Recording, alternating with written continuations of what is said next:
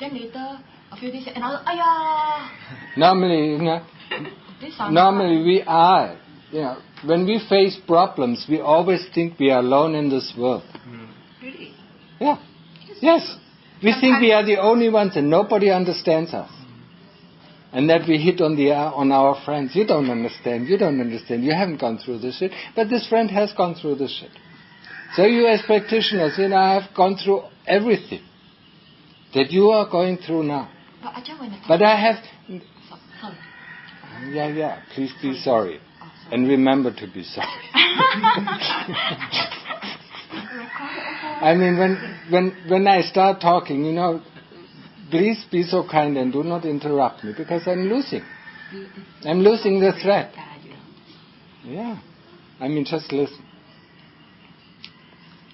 See, I lost my thread. Oh God, I'm so sorry. I mean, as a practitioner, every one of us has to go through the same difficulties. They are maybe in different directions, but it's the same difficulty. I mean, the first and the biggest difficulty is to settle our mind onto one object. I mean, you know how difficult it is. And I know from my own experience, and I don't know how many methods I tried, until I could settle the mind, until I got a break in between thoughts, until I got a break in between memories.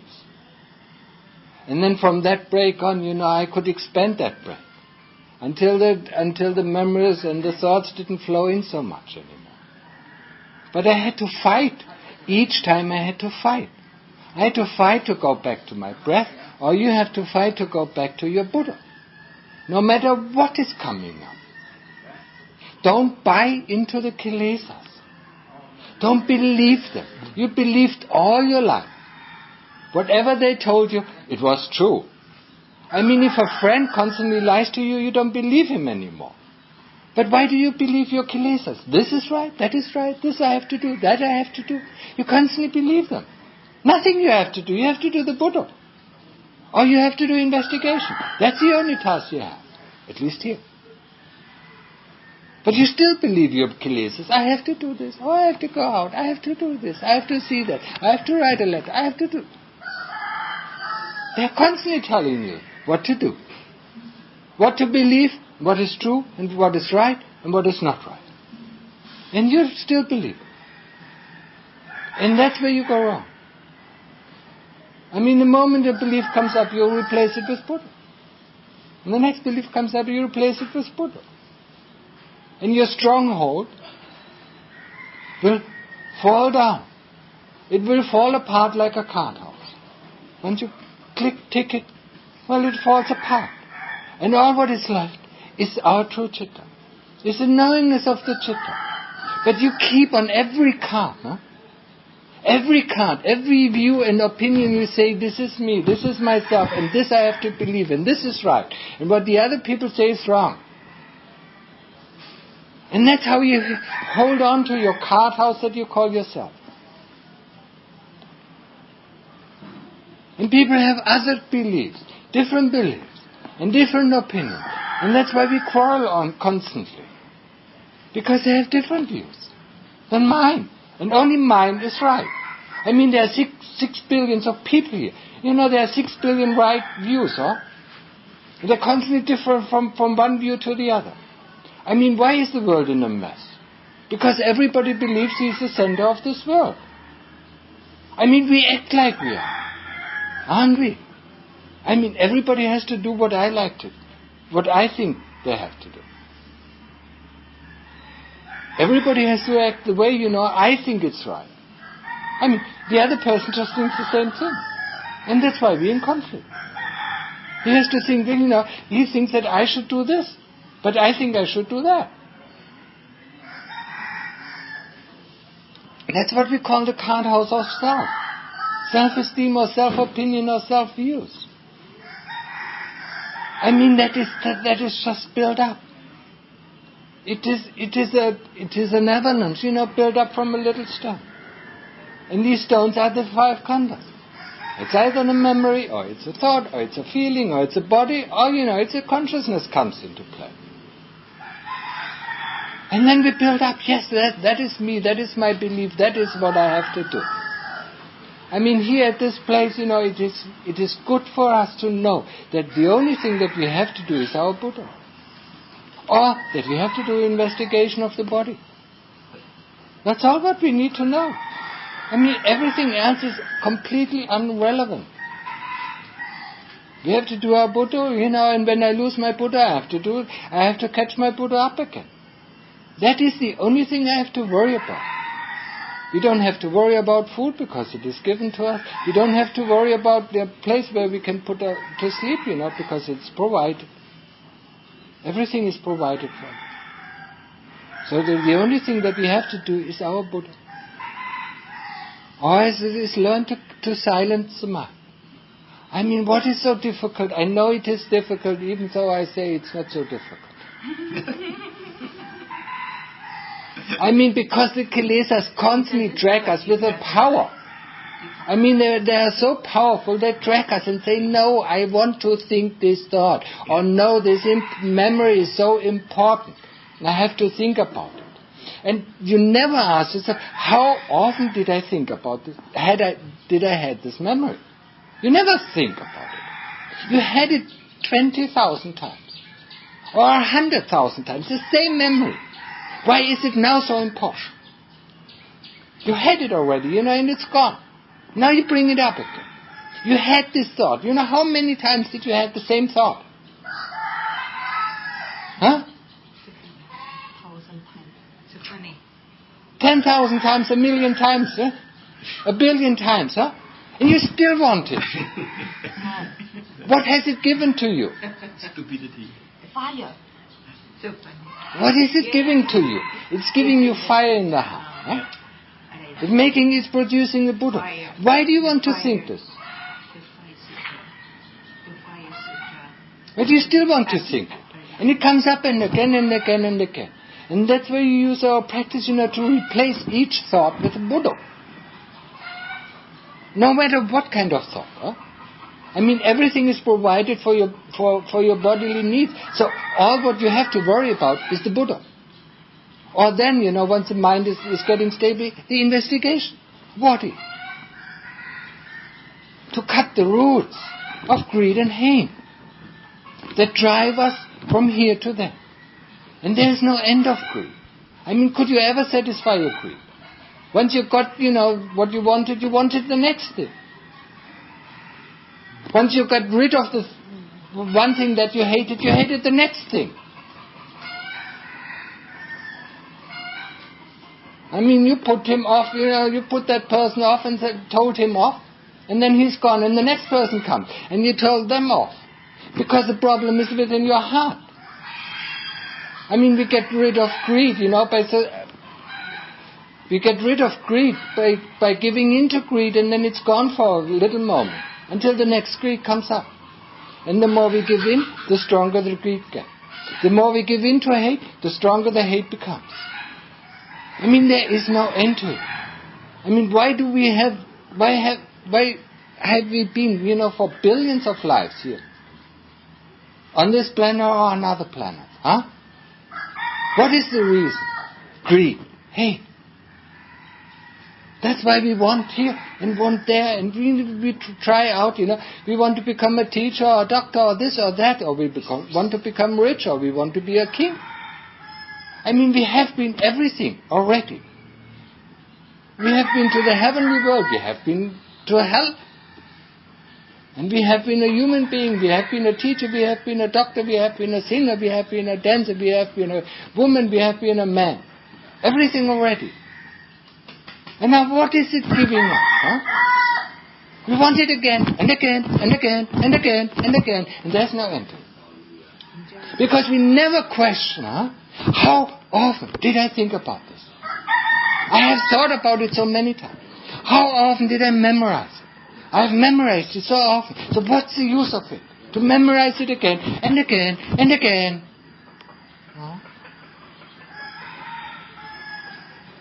And then we bring it up again. And then bring it up again. What's the use of it? We've brought it up again. If it would be useful, we brought it up again, solved it, it's gone. Huh? But it constantly comes up. The more we indulge into, the more it comes. Give it up. Replace it. Replace a thought of hate with a thought of loving kindness. Instead of hating him, wish him well. May you be happy. Huh? Even if it's with a crop, may you be happy. It's the first step. No, I think we have to be happy first, and then to give others happy, right? We have to be happy. But we can't be happy because we have so much hate in it. No. So we can't give away because we have so much greed in it. So the first thing that we give away with grudge, with bad feelings. But we still do the act of, okay, here you get it. Yeah, yes. But the second time it's easier. Okay, here you get it. And then there will come a joy, after we've done it for how many times, then the joy is coming. And it's the same thing if we hate somebody. The first time, we forgive him with a grudge because we don't want to forgive him. And the second time it's easier. The third time it becomes easier. Each time it becomes easier. Because we have never trained ourselves to do that. I'm talking about the beginning. If somebody is, of course you are right, we should be happy if we forgive somebody, but you can only become happy if you've done it so often and so often. If you do it the first time, it's always difficult. Just remember the first time you walked, you tried to stand up and you fell over. It's difficult. If you don't do it over and over again, you will not be able to walk. The first time is always difficult. The first time to give. Even the first time to bow one's head, And thinks, this person is so conceited, I don't bow my head to him. And you still bow, yeah? You don't feel very good about it, but you say, this is good, this is a training. And the next time it becomes easier. This is the way I trained myself, it wasn't easy. Especially if I felt right, Especially if I felt superior to another person, to ask for forgiveness, this is very difficult. And you still do it, you still force yourself to do it. And forcing is not, because of happiness. Forcing is because you know it is right to do it. And it's a way of training. Something is right, that's why you train yourself. It's right to give in. It's right to give away. Because it's the Buddha's teaching.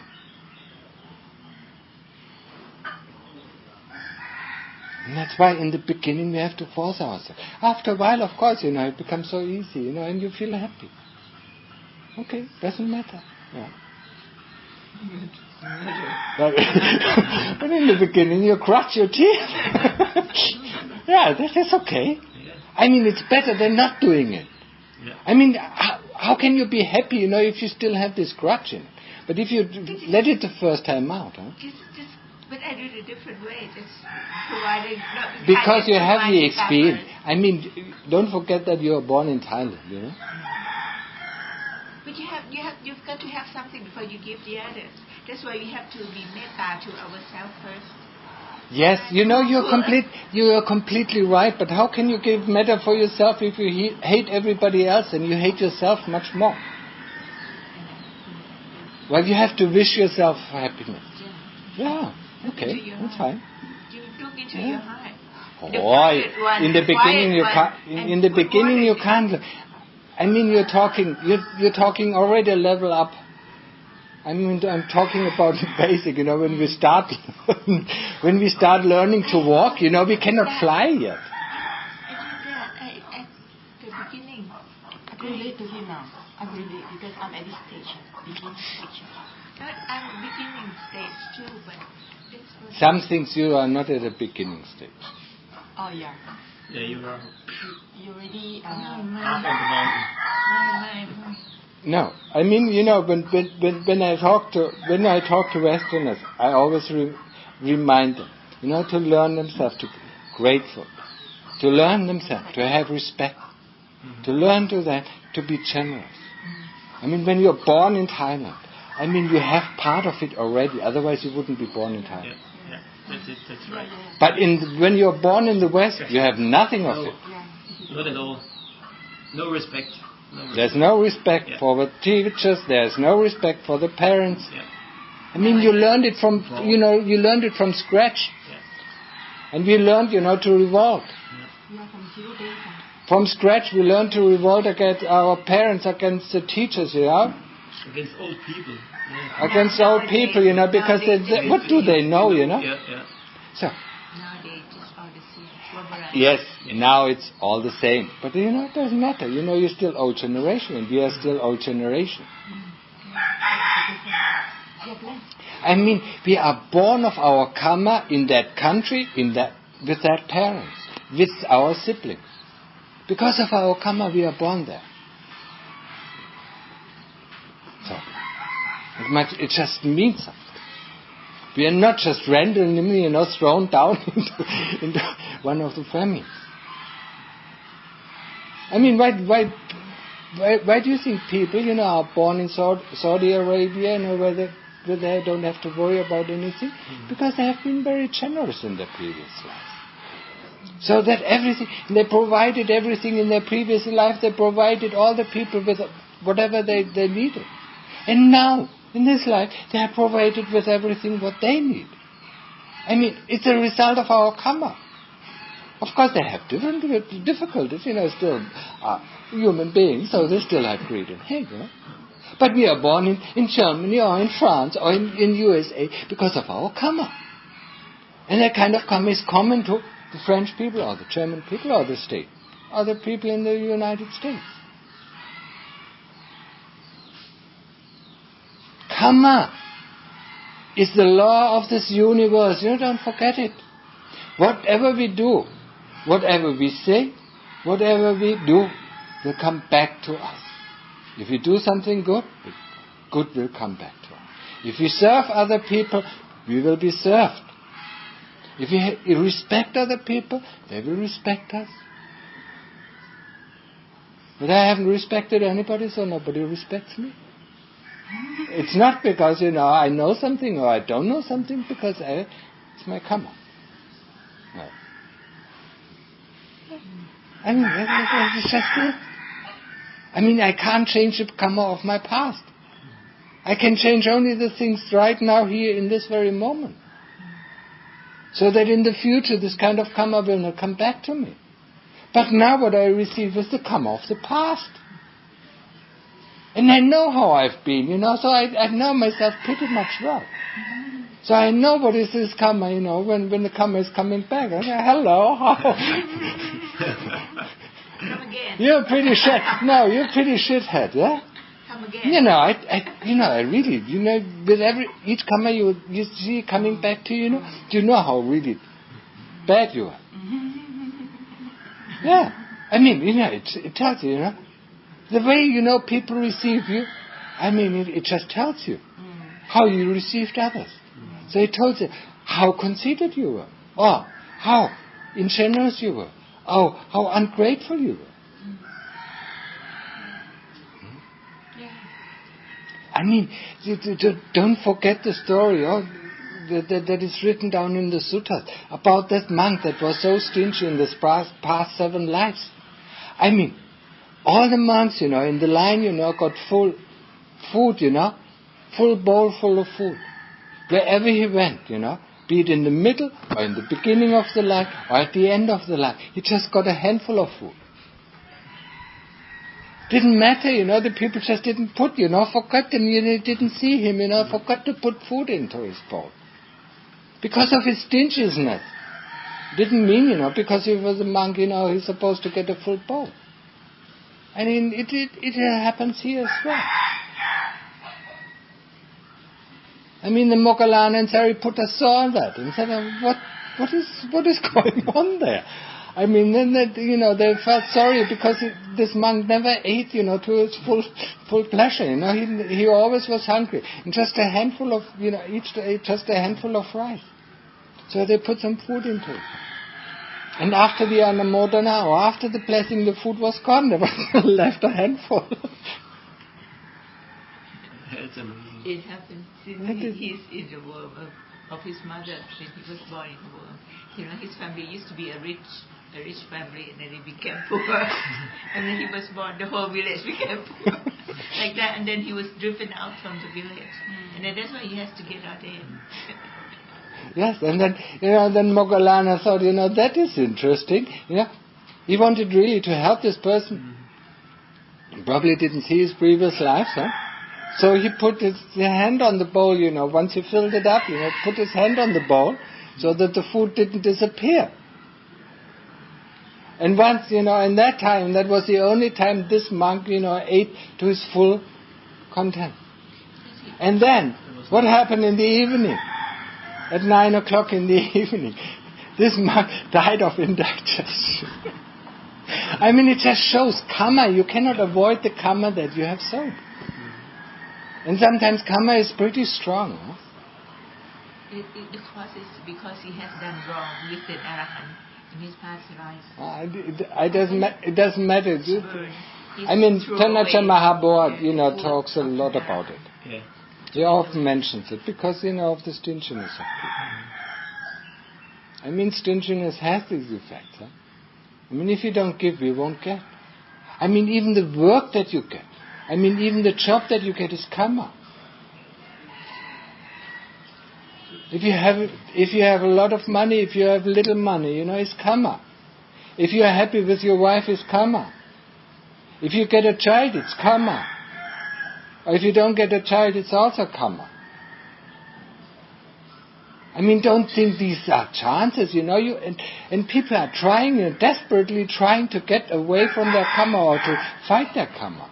I mean, it just makes it worse.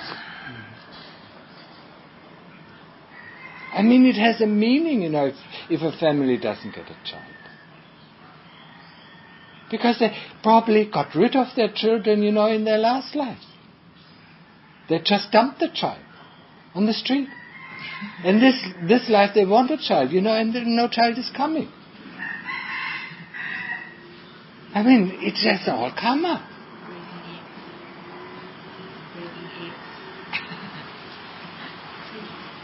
I mean, there's no chance, don't even think there's a chance.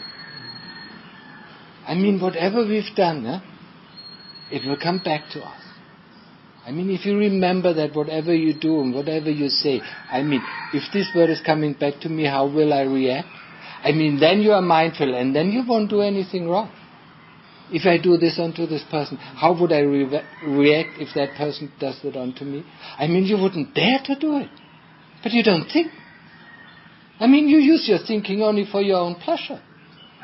I mean, it's nothing else than masturbation, mental masturbation. We get these thoughts up, to make us happy or excited. We get these memories up to make us happy or excited. Or if we can't find the happy memories, then we get up memories that make us completely sad. I'm the only person. Please. So one time I took maybe also Shak, as long as I talk, yes. Please do not interrupt me. When I finish then you maybe ask the question. But now, because now if you interrupt me, that's the end of the thread. I mean, of course you might have questions, but please be so kind and keep them up for the sake of all the people here. I mean, I lose the thread. I'm completely, the moment you ask something, I lose the thread. And that's the end of the talk. I mean, if you want that, you go ahead, it's for you anyway. Just remember that. Okay, now go ahead with your question. He has also a question. She has a question. Okay, go ahead with your question.